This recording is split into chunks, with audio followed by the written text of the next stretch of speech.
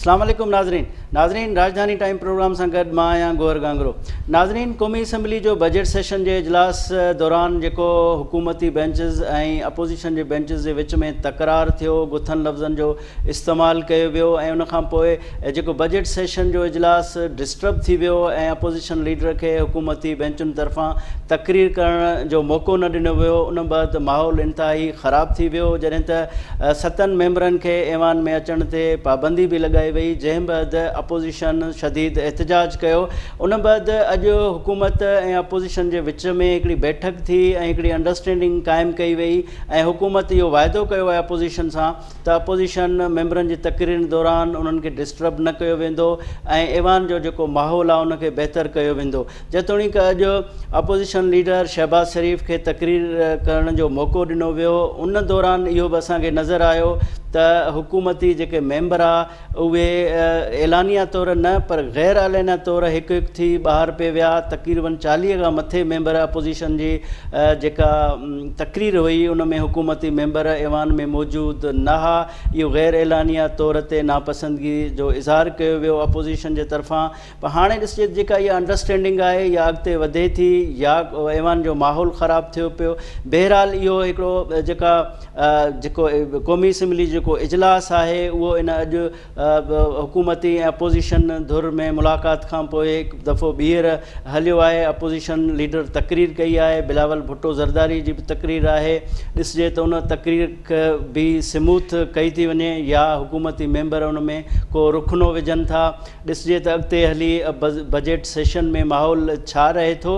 नाज़रीन ॿी हिकिड़ी डेवलपमेंट इहो आहे त अॼु CCI जो इजलास थियो आहे। वज़ीर आज़म जी सदारत हेठि सिंध जो वॾे वज़ीर बि उन में शरीक थिया ऐं चइनी सूबनि जा वज़ीर भी शरीक आहिनि। सिंध जे वॾे वज़ीर पारां सिंध जो केस रखियो वियो आहे CCI जे आॾो ऐं जेको वॾे वज़ीर जो चवणो आहे त सिंध जे हिसे जा जेके पैसा नथा मिलनि ऐं वफ़ाक़ रोकिया आहिनि इन जे हवाले सां केस रखियो वियो। जॾहिं त जेके वफ़ाक़ी प्रोजेक्ट्स आहिनि सिंध जे हवाले सां घटि प्रोजेक्ट्स रखिया विया इन हवाले सां बि मामिलो सिंध जे वॾे वज़ीर उथारियो आहे। जॾहिं त वज़ीर आज़म इन इजलास में ज़रियनि जो चवणु आहे त सिंध जे वॾे वज़ीर खे जेतोणीकि यकीनदारी ॾिनाई आहे पर सिंध जे वॾे वज़ीर जेके मामला रखिया आहिनि उन में सिंध हुकूमत खे तमामु घणा कंसर्न आहिनि त वफ़ाक़ी हुकूमत सिंध सां ज़्यादती करे आहे। इहे मिड़ई मामला आहिनि अॼु असां डिस्कस कंदासूं। हिन वक़्तु असांखे टेलीफोन लाइन ते जॉइन कयो आहे सेनेटर ज्ञानचंद साहब जेको पाकिस्तान पीपल्स पार्टी जो अॻुवान आहे। अस्सलाम वालेकुम ज्ञान साहब।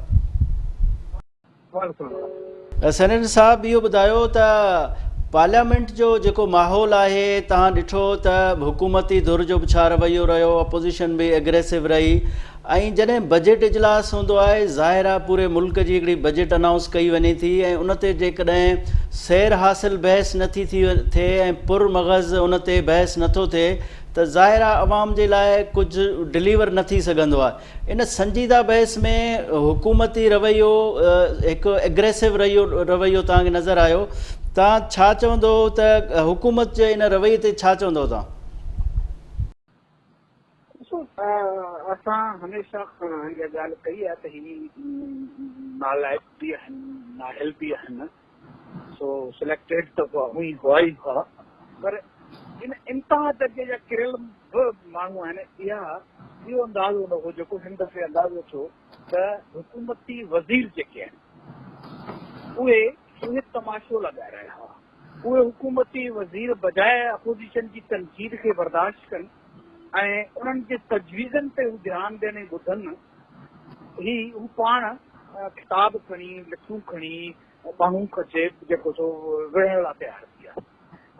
इन रवैये ते अफ़सोस ई करे सघिजे थो, हिन मुल्क जी बदनसी बि चई सघिजे थो त इन क़िस्म जा सियासतदान जेके आहिनि उहे हिन मुल्क ते छापिया विया आहिनि ऐं हिन मुल्क जी जेका क़िस्मत उन्हनि जे हथनि में आहे। बजट जहिड़े अहम मामले ते जेका सैर हासिल गुफ़्तगू थियणु खपे ऐं अपोजिशन जे तजवीज़नि मां का चङाई निकिरणु खपे, उहा तजवीज़नि जे मां चङाई कढण जे बजाए हिननि उल्टो उन्हनि जे ॻाल्हाइण जे लाइ जेको आवाज़ बंदि करे छॾियो। अॼु शायदि चोथों ॾींहुं हूंदो जो हिकिड़ो लफ़्ज़ बि अपोजिशन जे तरफ़ां ॻाल्हाइण जो मौक़ो नाहे मिलियो ऐं अञा ताईं हू पंहिंजे होद ते क़ाइमु आहिनि त असां हिननि खे ॻाल्हाइण कोन ॾींदासीं। इहा जमहूरियत नथी छा थियल असांजा सिविलियन जेके असीं चऊं था आमर आहिनि उहे उन्हनि जा कठपुतली हिकिड़ा वेठा आहिनि ऐं सिविलियन आमर आहिनि जेके मुल्क जे बेड़ो गर्क करे रहिया आहिनि। तो शदीद अफ़सोस आहे ऐं मज़बत करे सघिजे थी हिन क़िस्म जी हुकुमरानी जी इन खां वधीक छा थो थिए। ज्ञान साहब इहो ॿुधायो त स्पीकर जो जेको रवैयो नज़र आयो ऐं उन खां पोइ जंहिंखे ऐवान में पाबंदी 7 मेंबरनि से लॻाई वई, ज़ाहिर आहे उन में अपोज़िशन जा मेंबर बि घणा हुआ। जेके फुटेज आया उन्हनि में इहो लॻे पियो त जेको एग्रेसिव रवैयो आहे हुकूमती बेंचुनि तरफ़ आया। सॼी दुनिया में ईअं हूंदो आहे त हुकूमतूं बेंच मामले खे नरम करण जी कोशिशि कंदा आहिनि, मफ़ामती रवैयो हूंदो आहे त जीअं कानून साज़ी बि थिए ऐं ऐवान जो माहौल बहितर रहे। पर हुकूमती मेंबरनि जी जेका एग्रेशन आहे उनखे तव्हां कीअं था ॾिसो? ज़ाहिर आहे स्पीकर जो ज़िम्मेवारी हूंदी आहे त उनखे हाउस इन ऑर्डर रखे, त स्पीकर जे रवैयो कीअं लॻो तव्हांखे? स्पीकर त इंतही नालायक निकितो। स्पीकर खे जे लाइ इहे लफ़्ज़ चवण ॾाढा ॾुखिया लफ़्ज़ आहिनि, पर स्पीकर जंहिं अंदाज़ में हिन सेशन खे हलायो आहे, जंहिं अंदाज़ में अपोज़िशन सां डील कयो आहे, उहो स्पीकर नथो लॻे। हू हिकिड़ो प्राइम मिनिस्टर जो पार्टी जो हिकिड़े आम वर्कर खे जेको मैसेंजर हूंदो आहे उहो लॻे। हू पंहिंजा फ़ैसिला पंहिंजनि कानून मुताबिक़ वठण जे बजाए ऐवान जी तौहीन कई आहे ऐं पंहिंजी जेका हुनजी हैसियत आहे उनजी हुन तौहीन कई आहे कि हू हर मामले ते वरी वठे पियो, इमरान ख़ान खां सलाहूं थो वठे। हू का बि पंहिंजे तौर ते पंहिंजे जेका बिज़नेस हलाइण जा जेके रूल्स आहिनि उन्हनि खे फॉलो नथो करे। तो छा थो थी सघिजे हिन ते? त आउं सम्झां थो अफ़सोस तमामु नंढो लफ़्ज़ आहे। तो छा थो थी सघिजे?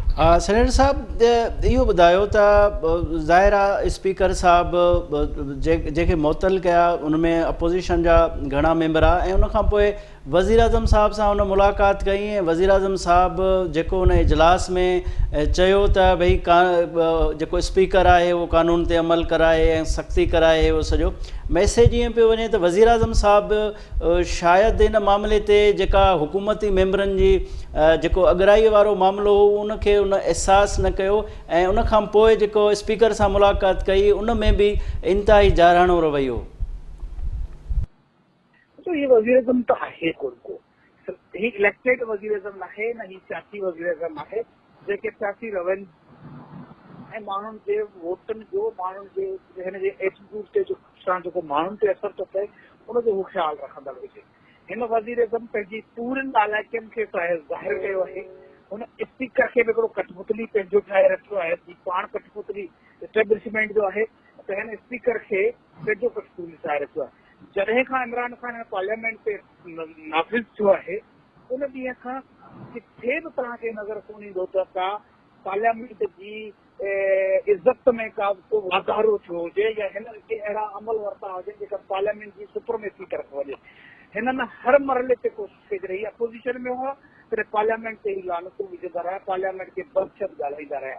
हींअर जॾहिं हू इक़्तिदार में आया त पार्लियामेंट खे का अहमियत कोन ॾिनी आहे ऐं ही अल्टीमेटली हू पंहिंजे बॉसिस जूं के हज़ूर साल में तरजियात आहिनि उन्हनि खे पूरो करण जे लाइ ही ख़बर कतिजो करे त जी कंहिं बि नमूने सां ही पार्लियामेंटी डेमोक्रेसी सिस्टम खे डैमेज करे सघिजे, उनखे जेको नुक़सानु पहुचाए सघिजे या उनजी इज़त में जेतिरो बि थी सघे उहो घटाई कजे। तो ही हुकूमत हिनखे जमहूरी हुकूमत चवण बग़ाते ख़ुदि जमहूरियत सां गलती थींदी। ही हिकिड़ा कठपुतली आहिनि जेके एस्टेब्लिशमेंट जे डोरियुनि ते सभु कुझु कनि पिया ऐं हिन मुल्क जे जमहूरी सिस्टम खे तबाह पिया कनि। सेनेटर साहब इहो ॿुधायो त काल्ह इन खां अॻु जेको ऐवान में माहौल रहियो उन बैदि हुकूमत अॼु अपोज़िशन सां मीटिंग करे ऐं मामले खे थधो कयो आहे ऐं अॼु ऐवान में अपोज़िशन लीडर खे तक़रीर करणु ॾिनी वई ऐं हुकूमती मेंबरनि उन मीटिंग में इहो चयो त अपोज़िशन लीडर जी तक़रीर दौरान के बि नारेबाज़ी न कई वेंदी। बज़ार अंडरस्टैंडिंग त नज़र अचे पई, त छा था सम्झो त हुकूमती रवैये बैदि इहो माहौल हाणे वाक़इतनि ई बहितर अंदाज़ में आख़िर ताईं हलंदो या सम्झो था त हुकूमत पंहिंजे कमिटमेंट ते पूरी न लहंदी? जी ॾियण लॻो। अला मूंखे इहे थो अचे त हुकूमत खे मजबूर आहिनि, छाकाणि त हुनखे ऐवान बि हलाइणो आहे, हुननि जूं इंटरनेशनल कुझु ऑब्लाइजेशन्स बि आहिनि, उन्हनि खे ॾिसंदे ई हिननि कुझु मामलनि खे इन तरफ़ आंदो आहे। हिननि खे ख़बर आहे त इन अंदाज़ में असीं अॻिते नथा वधी सघूं। सुभाणे इमरान ख़ान जे ख़िलाफ़ नो कॉन्फिडेंस अची सघे थो, तो उन्हनि सभिनी शयुनि चैलेंजनि खे मुंहुं ॾियण जे लाइ हिननि को न को विच जो रस्तो ॻोल्हियो। कुझु जॻहियुनि में सम्झदार बि माण्हू थी सघनि था हुजनि जिन महसूसु कयो हुजे त असीं कहिड़ी नालाइकी वेठा कयूं, तो हिननि जी का उहा ॻाल्हि कोन्हे। अपोजिशन खे बि पूरी आहे त ही चाहिनि था, छाकाणि हिननि जा बॉसिस चाहिनि था जमहूरी सिस्टम न हले, तो ही चाहिनि था कि कंहिं नमूने सां हिन जमहूरी सिस्टम खे, हिन पार्लियामेंटी सिस्टम खे ख्वार ऐं बदनाम कंदा रहूं, हुनजी इज़त ऐं तौक़ीर में जेका घटिताई कंदा रहूं। तो अपोजिशन चाहे थी त कंहिं बि नमूने सां असांजो जेको जमहूरी सिस्टम आहे, जेको बाय इलेक्शन जो प्रोसेस आहे, अंधो मंदो लूलो लंगड़ो जेको बि आहे उहो हलंदो रहे, जहिड़े बि अंदाज़ में हलंदो रहे, ऐं उन मजबूरी जे करे हिननि खे बर्दाश्त करणो जो वक़्तु आहे। अदरवाइज़ जीअं आसिफ अली ज़रदारी साहिबु चयो हो त हिननि खे हटाए त हिकिड़े ॾींहं में सघिजे थो, पर असीं चाहियूं था त हीउ जमहूरी सिस्टम ख़राबु न थिए। ख़ुदा न ख़ास्ता असां जिते झगड़नि हुननि में जिते असांजो उहो जमहूरी जेको निज़ाम आहे उहो ई ख़राबु। अच्छा, अपोजिशन इहो फ़ैसिलो कयो त पहिरियां हुननि जो फ़ैसिलो इहो त डिप्टी स्पीकर ते अदम एतमाद आंदो वेंदो, ऐं जॾहिं माहौल ऐवान जो ख़राबु थियो उन बैदि अपोजिशन इहो फ़ैसिलो कयो त स्पीकर बि गैर जानबदार न आहे, जानबदारी जो मुज़ाहिरो कयो आहे, जंहिं सबबु स्पीकर खे बि हटणु खपे, ऐं पाकिस्तान पीपल्स पार्टी हुनजे इस्तीफ़ा जो बि मुतालबो कयो, ऐं हुनजे अदम एतमाद आणण जे हवाले सां बिलावल साहिबु शहबाज़ शरीफ़ साहिब सां मुलाक़ात कई। इहा बि मूव असांखे नज़र आई, पर हाणे जॾहिं इजलास हली पियो आहे ऐं हिकिड़ी ऐवान में अंडरस्टैंडिंग पैदा करण जी ॻाल्हि बि कई वई आहे, कमिटमेंट बि कई वई आहे, त पोइ तव्हां छा था सम्झो त इहो अदम एतमाद वारो मामिलो हाणे थधो थी वेंदो, इनखे वापसि वरितो वेंदो, या सम्झो था त जेको स्पीकर आहे या डिप्टी स्पीकर आहे उहो हर सूरत में हटणु खपे? मुकमल तौर ते त बाख़बर कोन आहे त गवर्नमेंट ऐं अपोजिशन जे विच में का अंडरस्टैंडिंग पैदा थी आहे या न थी आहे, पर इहा सुठी ॻाल्हि आहे त जेकॾहिं अपोजिशन खे बि ॻाल्हाइण जो मौक़ो ॾिनो थो वञे त इहा सुठी ॻाल्हि आहे। सो बाक़ी नो कॉन्फिडेंस अचणु न अचणु हुनजे लाइ अञा ईंदड़ ॾींहंनि में फ़ैसिला थियणा आहिनि त सुभाणे जी वोटिंग आहे त ही कहिड़ी जॻह ते मामला कीअं था पिया थियनि।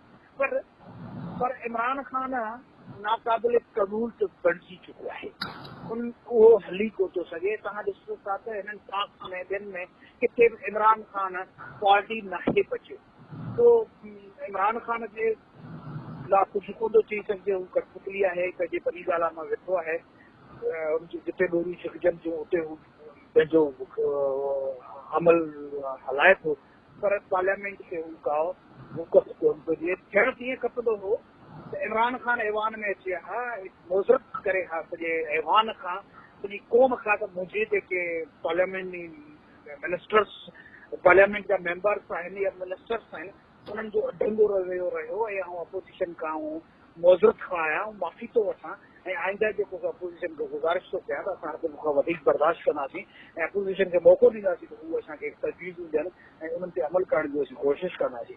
पर उहा ज़र्फ़ हिन में रहे कोन को, ही बेज़र्फ़ माण्हू आहे, उनखां उहो पुॼी कोन सघियो, उहो पंहिंजी अना में ई पाण मुंहिंजे ख़्याल में ख़तमु थी वियो।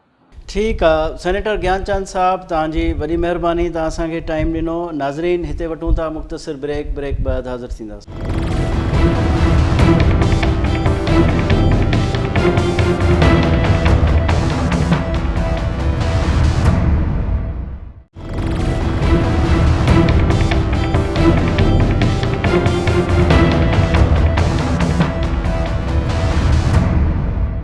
नाज़रीन, वेलकम बैक। नाज़रीन, हिन वक़्तु असांखे वीडियो लिंक ते जॉइन कयो आहे सिद्दीक़ साजिद साहिबु, जेको सीनियर सहाफ़ी ऐं तज़िया निगार आहे ऐं पॉलिटिकल डेवलपमेंट ते संदसि गहरी नज़र आहे, जॾहिं त पार्लियामेंटी मामलनि जो माहिर आहे ऐं काफ़ी अरसे खां उन्हनि मामलनि खे गहरी नज़र सां ॾिसे थो। अस्सलाम वालेकुम सिद्दीक़ साहिबु। वालेकुम अस्सलाम। صدیق صاحب یہ بتائیں کہ پارلیمنٹ میں جو شور و غل تھا آج کے اجلاس میں بات بھی ہوئی ہے حکومت اور اپوزیشن کے درمیان، یہ معاملہ آپ کیا سمجھتے ہیں کہ ابھی تھم گیا ہے یا چنگاری آگے جا کے بھڑک سکتی ہے؟ کیونکہ ابھی بھی ان کے جو حکومت اور اپوزیشن کے بیانات ہیں ابھی بھی کوئی اس میں لگتا ہے کہ برف پگھلی نہیں ہے، بظاہر تو مذاکرات میں ایسے لگتا ہے کہ معاملہ تھم گیا ہے۔ بہت شکریہ گوہر صاحب۔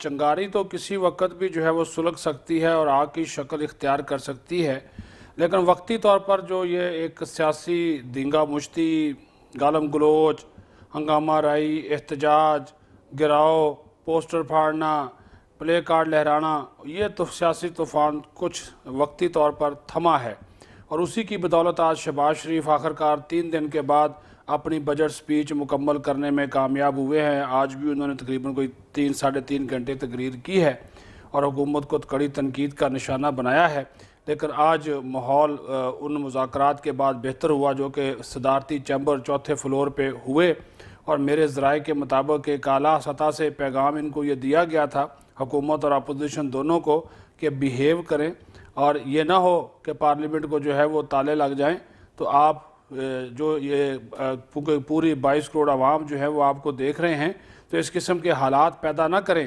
کہ پارلیمنٹ کو ہی تالا لگ جائے۔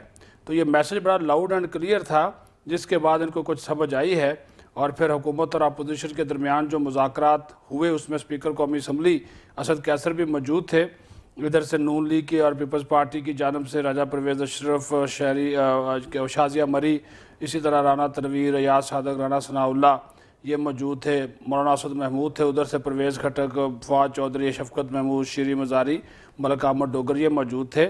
تو ایک وقتی طور پر ایک افہام و تفہیم کے ساتھ اس ہاؤس کو چلانے پہ اتفاق ہوا ہے۔ 2-3 نکات اس کے میں آپ کو بتا دیتا ہوں۔ اس میں آج یہ طے ہوا کہ ابھی جو گفتگو ہوگی، اپوزیشن لیڈر تقریر کرے گا تو اس کی تقریر سنی جائے گی، گورنمنٹ کے لوگ اس پہ احتجاج یا ہنگامہ رائی یا سیٹیاں وغیرہ نہیں ماریں گے۔ گورنمنٹ کا جب وزیر بات کرے گا تو اپوزیشن اس کو سنے گی اور یہی رویہ اختیار کیا جائے گا۔ اسپیکر کو یہ اختیار دیا گیا کہ اگر کوئی رکن قومی اسمبلی بد تہذیبی کرتا ہے، گالم گلوچ کرتا ہے، تو اسی وقت چاہے وہ اپوزیشن کا ہو چاہے وہ گورنمنٹ کا ہو، اس کے خلاف اسی وقت ایکشن لیا جائے اور اس کو ایوان سے باہر نکال سکتے ہیں۔ نمبر 3 یہ بات ہوئی کہ جو ایوان کا تقدس ہے، جو ماحول ہے، اس کو برقرار رکھنے کے لیے فریقین یعنی کہ حکومت اور اپوزیشن دونوں اسپیکر سے تعاون کریں گے اور اس قسم کے حالات پیدا نہیں ہونے دیں گے جو کہ گزشتہ 3 دنوں میں آئے۔ ان تینوں نکات کے اوپر جو ہے وہ اتفاق ہوا، لیکن یہ کس وقت تک چلتا ہے، کیسے آگے بڑھتا ہے؟ کیونکہ آج بھی ہم نے دیکھا ایک ٹویٹ بھی آیا عامر لیاقت کا کہ خاموشی کے ساتھ پی ٹی آئی کے 41 اراکین جو ہیں وہ باہر نکل گئے اس وقت جب شہباز شریف تقریر کر رہے تھے۔ گویا یہ بھی ایک احتجاج کی شکل ہے، لیکن یہ خاموش احتجاج تھا، اور جب آپ فوٹیج دیکھیں گے قومی اسمبلی کے آج کے اجلاس کی کارروائی کی تو آپ کو نظر آئے گا کہ پی ٹی آئی کی جانب، حکومت کی جانب جو نشستیں ہیں وہ کافی خالی ہیں۔ تو وہ بھی ایک انداز ہے، لیکن شکر ہے کہ جو 3 دنوں میں ہم ماحول دنگا مشتی، ہلڑ بازی، گالم گلوچ دیکھ رہے تھے وہ آج ہمیں نظر نہیں جو ہے وہ آئی ہے۔ اب دیکھنا یہ ہے کہ کتنے وقت تک اس کے اوپر جو ہے وہ بات رہتی ہے، کب تک یہ فریقین اپنی ان باتوں پر جو ہے وہ قائم رہتے ہیں۔ صاحب یہ بتائیں کہ ہم نے تو دیکھا ہے کہ جب خاص طور پہ بجٹ کا اہم اور خاص موقع ہو تو حکومت بالکل نرمی اختیار کرتی ہے اور بجٹ پاس کرانے کے حوالے سے، پارلیمنٹ کا ماحول بہتر کرنے کے حوالے سے تو ان کا ٹھنڈا مزاج ہوتا ہے اور مفاہمت والا رویہ ہوتا ہے۔ تو اس بار اتنے شور و گل کے بعد جب معاملہ تھما تو پھر بھی اپوزیشن لیڈر کی تقریر کے دوران وہ اجلاس سے ممبران باہر چلے گئے، تو آپ حکومت کے اس رویے کو آپ کیسے دیکھتے ہیں؟ دیکھیے گور صاحب، یہ تو ہم کسی کو روک تو نہیں سکتے، یہ حکومت بھی نہیں روک سکتی۔ وہ کسی نے بہانہ بنایا میں چائے پینے جا رہا ہوں، کوئی لابی میں جا کے بیٹھ گیا، کوئی جا کے چیمبرز میں چلا گیا، یہ انہوں نے ایک طرح کا، وہ اب سارے اکٹھے تو نہیں گئے لیکن ایک ایک کر کے وہ آلموسٹ وہ نکل گئے، 30-40 جو لوگ تھے وہ وہاں سے چلے گئے۔ اب گور صاحب بات یہ ہے کہ جو آپ نے بات کی کہ حکومت کو نرمی دکھانی چاہیے، واقعی دکھانی چاہیے، آپ درست کہہ رہے ہیں۔ جو بھی حکومت وقت ہوتی ہے، پارلیمنٹ کو چلانا، ایوان کو چلانا، سب سے زیادہ ذمہ داری اس کی ہوتی ہے۔ अपोजिशन का तो काम ही है तनकीद करना, एहतजाज करना और हुकूमत की पॉलिसियों पर तनकीद करते हुए उनमें कीड़े निकालना और ज़्यादा से ज़्यादा सख्त तनकीद करके हुकूमत को एक इस्लाह का मौका भी देना और हुकूमत को इश्तार भी दिलाना, ये इनकी एक स्ट्रेटजी होती है। इसको आप ऐसा नहीं कर सकते कि आप तनकीद बर्दाश्त ही ना करें। ये पहली असम्बली है, मैं 94 से ये कवर करता आया हूँ, लेकिन मैंने गौहर साहब इस तरह का माहौल नहीं देखा। कल एक लेटर भी लिखा, उसमें शहबाज शरीफ ने भी ये इशारा किया कि पाकिस्तान बल्कि दुनिया के जितनी भी पार्लियामेंट्स हैं उसमें हमने कभी ये मंजर नहीं देखा कि हुकूमत के अपने वज़रा, अपने अरकान एहतजाज में शरीक हों, हंगामा आराई में मुलव्वस हों, किताबें मारे एक दूसरे को। ये कभी नहीं हुआ। और पाकिस्तानी पार्लिमानी तारीख का तो ये एक अनोखा वाक़या था। तो जब हुकूमत वक्त खुद ये काम करेगी, यानी कि उल्टा काम हुआ कि बजाय इसके कि अपोजिशन गवर्नमेंट को इश्ताल दिलाती, गवर्नमेंट ने अपोजिशन को इश्ताल दिलाया, उसके बाद गालम गलोच, गलीज गालियाँ, अली नवाज अवान ने जो कुछ किया वो आपके सामने आ गया। 7 अरकान मुअत्तल हुए, गोंगलों से मिट्टी झाड़ी गई, किसी वज़रा के खिलाफ कोई कार्रवाई नहीं हुई। स्पीकर कहते हैं मैंने तो कोई वज़ीर देखा ही नहीं, आपने आंखें बंद कर ली। बल्कि वो कह रहे हैं मैं उस वक्त नशिस्त पे ही मौजूद नहीं था जब ये वज़रा मुराद सईद वगैरह ये इजलास मुलतवी था, तो उस वक्त तो मैं मौजूद नहीं था। वो तो पतली गली से निकलने की कोशिश कर रहे थे। इसमें हमारा जो स्पीकर हैं कौमी असम्बली के कवायद के मुताबिक उनके पास बड़े वसी इख्तियारात हैं। वो कह रहे थे कि जी इखलाकी तौर पर तो मैं किसी को कह सकता हूँ, लेकिन मैं किसी को उठा कर वाहन से बाहर तो नहीं फेंक सकता। फेंक सकते हैं आप, बिल्कुल फेंक सकते हैं। या क्या बात कर रहे हैं आप? रुकने को मुअत्तल कर सकते हैं, उसको बैन कर सकते हैं, उसको आप अरेस्ट करवा सकते हैं, उसके वारंट जारी कर सकते हैं। ये आप कैसे कह सकते हैं कि आप जो है वो नहीं कर सकते? जब आप एक गिरफ्तार रुकने कौमी असम्बली को प्रोडक्शन आर्डर के ज़रिए ऐवान में ला सकते हैं, तो जो ऐवान का लोग माहौल ख़राब कर रहे हैं उनको आप ऐवान से बाहर निकालने का भी इख्तियार रखते हैं। लेकिन चूँकि असद कैसर साहब हर मामले, हर फैसले की मंजूरी वज़ीर आज़म से लेते हैं, इसी वजह से अपोजिशन उनके ऊपर जानबदारी का इल्ज़ाम लगाती है। और हुकूमत वक्त को आज ये एहसास हुआ वक्ती तौर पर कि अगर हमने, क्योंकि ये होना नहीं था, आज शहबाज शरीफ तकरीर ना मुकम्मल करते तो ये तो बजट कैसे पास कराएंगे? ये तो फिर रोज़ यही हंगामा होता। तो फिर तो 30 जून तक बजट पास कराना लाजमी है। तो अगर ये नहीं पास करवाते तो इनकी भी सुबकी होती। तो इस वजह से थोड़ा सा इन्होंने मिन्नत तरला दोनों तरफ से हुआ कि ये भाई बिहेव करे। फिर मैंने आपको मैसेज की बात की कि मैसेज इनको दिया गया, जिनका भी मैसेज होता है वो आप अच्छे तरीके से जानते हैं। और इस वजह से दोनों जानब से, बल्कि मैं तो कहूँगा कि 60-70% गवर्नमेंट को और 30-40% अपोजिशन को इसमें रोल प्ले करना चाहिए। गवर्नमेंट को ज़्यादा इसमें अपना रोल प्ले करना चाहिए ताकि ऐवान की कार्रवाई स्मूथली चल सके। सिद्दीक साहब ये बताएं कि इतने शोर शराबे के बाद, इतनी दूरी होने के बाद हुकूमत और अपोजिशन के दरमियान फिर ये अचानक बैठ भी गए और मान भी गए, ये सर तस्लीम खम कैसे हुआ? उसमें क्या हुकूमत का झुकाव था, हुकूमत की मजबूरी थी, या अपोजिशन की जानिब से ये पहल हुई? हुकूमत की मजबूरी ज़्यादा थी। हुकूमत ने मिन्नत तरला आज किया है, ये मैं आपको बता दूं। और फिर मैं जिस मैसेज की बात कर रहा हूँ वो उन कुव्वतों की जानिब से मैसेज था जो कि चाहते हैं कि जमहूरियत चले, आगे बढ़े, काम करे। वो नहीं चाह रहे कि पार्लियामेंट को ताले लग जाए, वो नहीं चाह रहे कि 22 करोड़ अवाम रोज़ इस तरह का तमाशा देखें। 1 करोड़ 1.5 करोड़ रुपया रोज़ का खर्चा कौमी असम्बली के एक इजलास के ऊपर आ रहा है। वो ये सारी चीज़ें और फ़ायदा कुछ भी नहीं। हुकूमत वक्त को ज़्यादा फ़िक्र थी। आज हो गई 17 तारीख, 29-30 तक आपने इसको मंजूर करवाना है। लेकिन जब आप किसी को बोलने नहीं देंगे तो उसके बाद कैसे बहस मुकम्मल होगी? कैसे जो कट मोशन कटौती की तहरीकें आएंगी? फिर हर ग्रांट को अलग अलग मंजूर कराना, मुतालबात ज़र की मंजूरी, लाजमी अखराजात की मंजूरी, ये हुकूमत वक्त इस सारी सूरत हाल की ज़िम्मेदार है। उन्होंने मिन्नत तरला किया है अपोजिशन का, उनसे भी बोला है। अपोजिशन ने सीधी सी बात करें, बोला जी हम तो सिंपल बात करेंगे, आप एक तो गैर जानबदार रहें, दूसरा आप हमें बात करने दें, हमारे लोगों की बात सुनी जाएगी, हम आपके लोगों की बात सुनेंगे।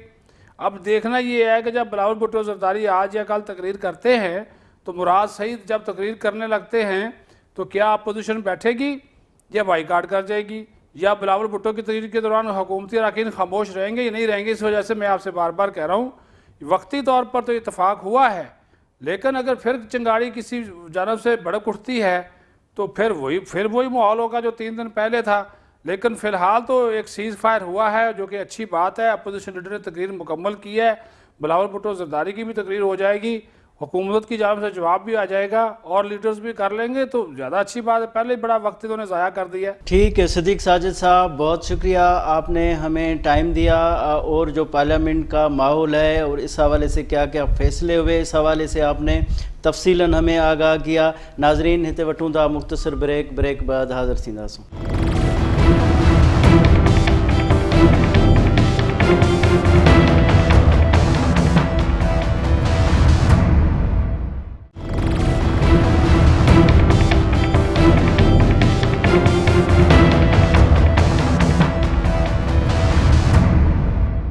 नाज़रीन वेलकम बैक. हिन वक़्तु स्टूडियो में असांखे जॉइन कयो आहे कुर्बान बलोच साहब, जेको सीनियर सहाफ़ी ऐं तज्ज़िया निगार आहे ऐं फाइनेंस जे मामलनि ते खेसि तमामु घणी महारत आहे. कुर्बान बलोच साहब खां मालूम कंदासूं त गॾियल मफ़ादनि वारी काउंसिल में जेको वज़ीर आज़म जी सदारत में इजलास थियो, जंहिंमें सिंध जे वॾे वज़ीर मुराद अली शाह बि शिरकत कई आहे. उन सिंध जो केस रखियो आहे, मुख़्तलिफ़ एटम्स ते इन इजलास में बहस थियो आहे. इन ते अॼु तफ़सील सां ॻाल्हाईंदासूं. अस्सलामु अलैकुम कुर्बान साहब. कुर्बान साहब इहो ॿुधायो त अॼु CCI इजलास में सिंध जे वॾे वज़ीर सिंध जो कहिड़ो केस रखियो ऐं उन जे हवाले सां वज़ीर आज़म मुसलसल जेके बि मीटिंग्स थियूं आहिनि, मुराद अली शाह ॿाहिरि अची शिकायत कंदो आहे त ॿुधो न वियो ऐं जेके एटम्स आहिनि काफ़ी जेके CCI में ख़ासि तौर ते डिफर बि थींदा वेंदा आहिनि. हिन इजलास में कहिड़नि मामलनि ते बहस थियो? गोर साहब, जेकॾहिं मुंहिंजी इतलाह इहा आहे त 1 पॉइंट एजेंडा आहे, माना हिकिड़ो अहम एजेंडा आहे, उहो आहे पावर पॉलिसी 2021. हर 8-10 25 साल खां पोइ हिकिड़ी मुख़्तलिफ़ शोबनि लाइ मुख़्तलिफ़ पॉलिसी ॾिनी वेंदी आहे त जीअं जेके वक़्त जूं ज़रूरत आहिनि उन मुताबिक़ उन शयुनि खे हासिल करे सघिजे, मनसूबा तयारु कजनि ऐं उहे सस्ता बि हुजनि, पाइदार हुजनि ऐं उन सां गॾोगॾु तरक़ी थिए. मुंहिंजे इतलाह मुताबिक़ अॼु जेको बि अहम जेको पॉइंट आहे CCI जे इजलास में उहो पावर पॉलिसी 2021 आहे. वज़ीर आला सिंध बि उन सिलसिले में आयल आहे, चीफ सेक्रेटरी बि आयल आहे.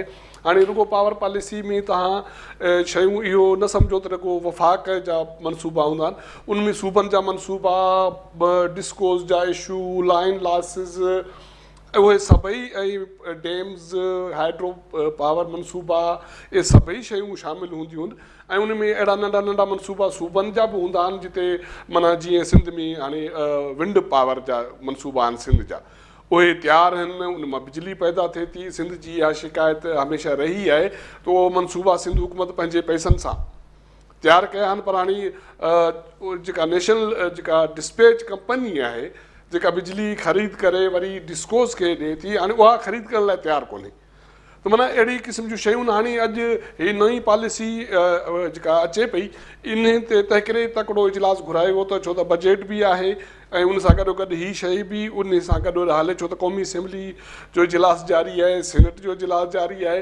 हुकूमत जी कोशिशि आहे त बजट सां गॾोगॾु हिन पॉलिसी खे बि सूबनि जे इतफ़ाक़ राय सां मंज़ूरु कजे ऐं अॻिते वधाइजे ऐं पोइ थी सघे थो इहे पॉलिसी पार्लियामेंट में बि पेश कजे, छो त इन में खोड़ शयूं आहिनि जेके तव्हांखे कवर करणियूं पवंदियूं ऐं हीअ माना मेगा प्रोजेक्ट्स उन में शामिलु आहिनि. हाणे बिजली में हींअर लाइन लाइस जो इशू आहे, लोड शेडिंग जो इशू आहे ऐं उन सां गॾोगॾु जेके बि IPPs आहिनि मौजूदु, उन खां जेका बिजली तव्हां वठो था नथा वठो, उनजी जेका उनजो राहतूं, उनजी अदायगी जो मसालो आहे ऐं कैपेसिटी पेमेंट जो मसालो आहे. अहम मसालो इहो आहे त सियारे में तव्हां वटि बिजली जेके बि पावर प्लांट मौजूदु आहिनि उहा उन वटि अहलियत मौजूदु आहे, पर बिजली तव्हां ख़रीद नथा कयो, उनजी बि तव्हांखे अदायगी करणी पवे थी. ऐं इन हुकूमत जो इहो इल्ज़ाम आहे त माज़ी जूं हुकूमतूं इहो ॾचो करे वियूं आहिनि. असां इन मामले खे रिव्यू कयूं पिया ऐं इन मामलनि खे जेके तक़रीबन 6 नुक़्ता आहिनि जेको हिन पॉलिसी जो इशू आहिनि, हिसो आहिनि. ज़ाहिर आहे जॾहिं वज़ीर आला अचे थो ऐं वज़ीर आज़म वटि मीटिंग थियनि थियूं त पोइ हिकिड़ियूं शयूं आहिनि जेके एजेंडा में हिसो आहिनि. ॿियो अहिड़ियूं शयूं जेके सूबनि सां जेके बि मसाइला दरपेश आहिनि त उहे बि डिस्कस थी वेंदा आहिनि. माना वेठे जॾहिं ऑफिशियल इजलास ख़तमु थियो उन खां पोइ ज़ाहिर आहे वज़ीर आला आयो आहे त उन सिंध जे इशूज़ ते ॻाल्हायो हूंदो ऐं उन में सिंध बजट जे हवाले सां शिकायतूं आहिनि, तरक़ियाती जेके मनसूबा आहिनि वफ़ाक़ी, उन में सिंध खे हिसो न ॾियण जी शिकायत आहे। इहे समूरा अमल आहिनि, मामला आहिनि जेके डिस्कस थिया हूंदा। उमरान साहब इहो ॿुधायो त माना सिंध जो इहो मुतालबो रहियो वफ़ाक़ खां त सिंध में जेके बि डिस्कोज़ आहिनि जेकॾहिं तव्हां नथा करे सघो, उनखे हलाए नथा सघो, या वरी लाइन लॉसिस आहिनि, ॿिया मामला आहिनि, त पोइ असांखे उहे हवाले कया विया आहिनि सिंध में, जीअं हेस्को आहे, सेप्को आहे, या कराची इलेक्ट्रिक आहे, उहे असांजे हवाले कयो त असां कंदासूं। ख़ैर उहे हवाले त कोन थिया, पर सिंध जेको पावर सेक्टर में पंहिंजा जेके बि हुनजा प्रोजेक्ट्स आहिनि उन्हनि खे जेकॾहिं बिजली जी न सहूलियत ॾिनी वेंदी त पोइ इहो छा था सम्झो त इहो हिकिड़ो क्लेश न आहे वफ़ाक़ ऐं सूबनि जो? हाणे वफ़ाक़ जी इहा कोशिशि आहे त माना ही ज़ाहिर आहे ही वापडा या ही बिजली ही कमाईंदड़ खातो आहे, इन में वॾी इनकम जनरेट थिए थी ऐं हज़ारे लखे माण्हुनि जो रोज़गार लॻा पियल आहे जेके वफ़ाक़ी मुलाज़िम आहिनि। उहो डिस्कोज़ जो हिसो हुजनि, उहो NTDC जो हिसो हुजनि, उहो हाइड्रो पावर जा जेके ॿिया मनसूबा आहिनि उनजो हिसो हुजनि। हाणे माना जीअं पंहिंजे थर खां जेका कोल जेका पावर आहे उहा वफ़ाक़ी हुकूमत वठे थी, त हाणे ज़ाहिर आहे वफ़ाक़ी हुकूमत जी कोशिशि इहा हूंदी त इहे समूरा जेके बि अरबे रुपयनि जा जेके असेट्स आहिनि या असासा आहिनि उहो उन जे हथ में हुजनि, उनजी आमदनी बि उन जे हथ में हुजे। अॻ में बि वफ़ाक़ी हुकूमत इहा कोशिशि कंदी रही आहे त बाबा डिस्कोज़ वग़ैरह उनजी निजकारी कजे। उन दौरान ई तव्हां उन ई शायदि रोशनी में ॻाल्हि कयो पिया त सिंध हुकूमत जो इहो आहे त बाबा सूबे में सिंध में जेकॾहिं डिस्कोज़ आहिनि, सेप्को आहे, हेस्को आहे, त उहो असांजे हवाले कयो, असां उनखे मैनेज कयूं। पर मुंहिंजे ख़्याल में वफ़ाक़ी हुकूमत इन हवाले सां तयारु न आहे। वफ़ाक़ी हुकूमत जी हींअर बि कोशिशि आहे त इन जेके डिस्कोज़ आहिनि इनखे जी निजकारी कई वञे, या घटि में घटि प्राइवेट पब्लिक पार्टनरशिप जे बुनियाद ते इन्हनि खे हलायो वञे ऐं इन्हनि जी जेका बिजली जी विर्छ आहे या मीटरिंग जो इशू आहे या उगाड़ी आहे, घटि में घटि उहो प्राइवेट शोबे जे हवाले कजे। जीअं छो त तक़रीबन तमामु ॿाहिरिनि में घणो हिसो करप्शन जे नज़र थी वञे थो। वापडा जेका मुलाज़िम आहिनि डिस्कोज़ जा उहे मतिलबु ख़र्ची पाणी वठी लाइन ॾियनि था या बिजली ॾियनि था, उनजी आमदनी वफ़ाक़ खे नथी थिए, उनजो को उपत नथो थिए। त वफ़ाक़ हाणे हीअ जेको अॼु हीअ पॉलिसी डिस्कस थिए पई उन में समूरियूं शयूं उन मां सवेर इहो ज़िक्र कयो पिए त तक़रीबन 6 अहम नुक़्ता आहिनि हिन जा। हिकिड़ी आहे त इफिशंसी अहलियत, ॿियो त बिजली सस्ती बिजली फ़राहम कजे सार्फ़िन खे, उन सां गॾु माना उन में सॼे निज़ाम में शफ़ाफ़ियत आणणु शामिलु आहे। माहौलियात दोस्त पॉलिसी हुजे, बिजली जी पैदावार हुजे, जीअं विंड आहे या अहिड़ा मनसूबा आहिनि या LNG वारो मनसूबो आहे। ऐं ॿियो इहो आहे त बाबा हीअ सभु शयूं हींअर ताईं इहो थिए थो त असां मोहताजी माना अहिड़ा मनसूबा आणूं था, उन जे लाइ बि असांखे मोहताजी रिसर्च उनजी तरक़ी ॿियनि मुल्कनि खां मदद वठणी पए थी, उन खां कंसल्टेंट माना असां मदद वठूं था। हाणे इन पॉलिसी जो हिसो आहे बाबा ॾेही सतह ते रिसर्च बि थिए, मनसूबनि जी तरक़ी बि थिए ऐं उहे माली तौर ते अहिड़ा मनसूबा हुजनि जेके अफोर्डेबल हुजनि। ऐं ॿियो इहो आहे त बाबा कॉम्पिटिशन हुजे, रुगो भला डिस्कोज़ या वापडा या NTDC उन जा प्रोजेक्ट छो हुजनि। माना हिकिड़ो इदारो महांगी बिजली ॾिए त बाबा ॿियो इदारो उन खे बि तव्हां प्राइवेट शोबे में छॾियो, बिजली पैदावार करे मुक़ाबिलो थींदो, थी सघे थो उहो सस्ती अघ ते उनजी बिजली पवे। त इहे सभु शयूं उन जो हिसो आहिनि। हाणे इहे इन में इहे शयूं डिस्कस थींदियूं त बाबा सिंध हुकूमत जे करे विंड घारो सॼी घारो ठटो सॼी जेका बेल्ट आहे जिते सिंध हुकूमत तक़रीबन मुंहिंजे ख़्याल में मुंहिंजो अंदाज़ो आहे त हींअर 250-300-400 मेगावाट जी बिजली पैदावार करण जा जेके उन मनसूबा हया आहिनि। ऐं ॿियो उन सां गॾु ॿियो मनसूबो नूरियाबाद वारो आहे जेको गैस पावर वारो आहे, जंहिं ते मुरादर शाह हींअर बि नेब में केस भोगे पियो। इहे अहिड़ा मनसूबा आहिनि जेका सिंध हुकूमत पंहिंजनि वसीलनि सां उनखे तरक़ी वठाई आहे। पर हाणे इहे घणेई माना उनजो मुल्ह छा हूंदो पर यूनिट वफ़ाक़ी हुकूमत उहा ख़रीद करे पंहिंजे नेशनल ट्रांसमिशन लाइन में जेकॾहिं उनखे शामिलु कंदी त सिंध हुकूमत खे उनजी आमदनी केतिरी थींदी, इहे समूरी शयूं तय थियणियूं। ठीकु आहे कुर्बान बुलर साहब, वॾी महिरबानी तव्हां असांखे टाइम ॾिनो। नाज़रीन, हीउ शो तव्हां ॾिठो, ईंदड़ राजधानी टाइम में कंहिं नए मौज़ूअ सां गॾु हाज़िर थींदासूं। पंहिंजे मेज़बान गौहर गांगरो खे इजाज़त ॾींदा। अल्लाह हाफ़िज़।